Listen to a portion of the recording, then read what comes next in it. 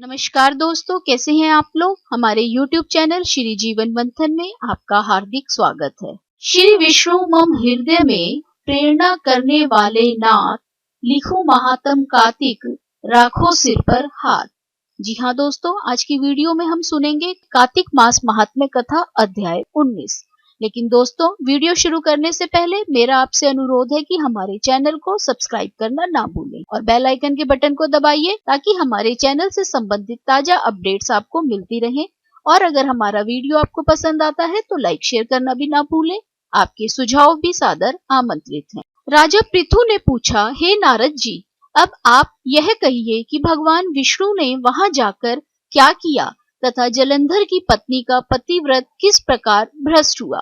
नारद जी बोले, जलंधर के नगर में जाकर विष्णु जी ने उसकी पतिव्रता स्त्री वृंदा का पतिव्रत भंग करने का विचार किया। वे उसके नगर के उद्यान में जाकर ठहर गए और रात में उसको स्वप्न दिया।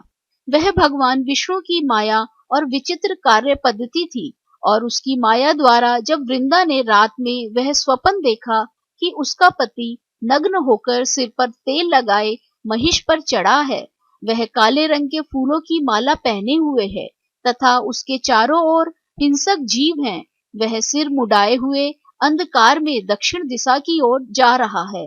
उसने नगर को अपने साथ समुद्र में डूबा हुआ इत्यादि बहुत से स्वप्न देखे।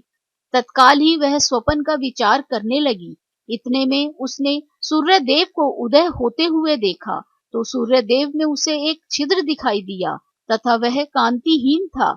इसे उसने अनिष्ट जाना और वह भयभीत हो रोती हुई छज्जे, अटारी तथा भूमि कहीं भी शांति को प्राप्त ना हुई। फिर अपनी दो सखियों के साथ उपवन में गई, वहां भी उसे शांति नहीं मिली।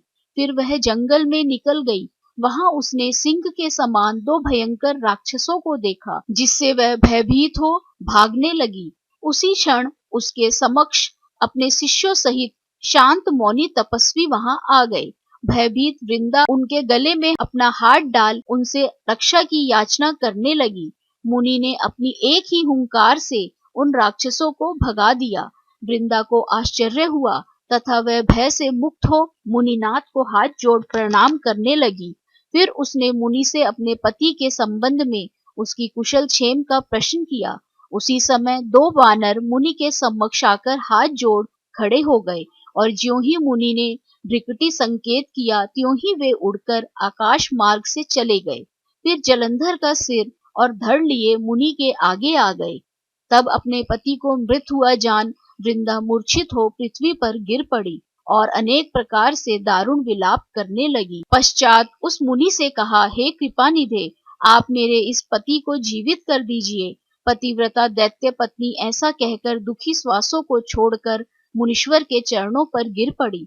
तब मुनीश्वर ने कहा, यह शिवजी द्वारा युद्ध में मारा गया है, जीवित नहीं हो सकता, क्योंकि जिसे भगवान शिव मार देते हैं वह कभी जीवित नहीं हो सकता। परंतु शरणागत की रक्षा करना सनातन धर्म है, इसी कारण कृपा कर मैं इसे जिलाए देता हूँ। नारद जी ने आगे कहा, वह मुनि साक्षात विष्णु ही थे जिन्होंने यह सब माया फैला रखी थी। वह वृंदा के पति को जीवित करके अंतर्धान हो गए। जलंधर ने उठकर वृंदा को आलिंगन किया और मुख चूमा। वृंदा भी पति को जीवित हुआ देख अत्यंत हर्षित हुई और अब तक हुई बातों को स्वप्न समझा। तत्पश्चात वृंदा सकाम हो बहुत दिनों तक अपने पति के साथ विहार करती रही। एक बार सूरत एवं संभोग काल के अंत में उन्हीं विष्णु को देखकर उन्हें ताड़ित करती हुई बोली, हे पराई स्त्री से गमन करने वाले विष्णु, तुम्हारे शील को धिक्कार है। मैंने जान लिया कि मायावी तपस्वी तुम ही थे।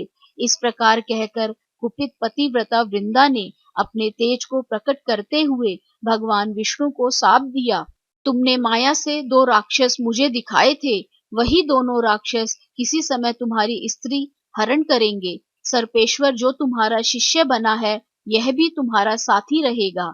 जब तुम अपनी स्त्री के विरह में दुखी होकर विचरोगे उस समय वानर ही तुम्हारी सहायता करेंगे। ऐसा कहती हुई पतिव्रता वृंदा अग्नि में प्रवेश कर गई। ब्रह्मा आदि देवता आकाश से उसका प्रवेश देखते रहे। वृंदा के शरीर का तेज पार्वती जी के शरीर में चला गया पतिव्रत के प्रभाव से वृंदा ने मुक्ति प्राप्त की। आशा करते हैं दोस्तों आपको कार्तिक मास महात्म्य कथा अध्याय 19 पसंद आई होगी। राधे राधे। आप सभी पर ईश्वर की कृपा सदा बनी रहे।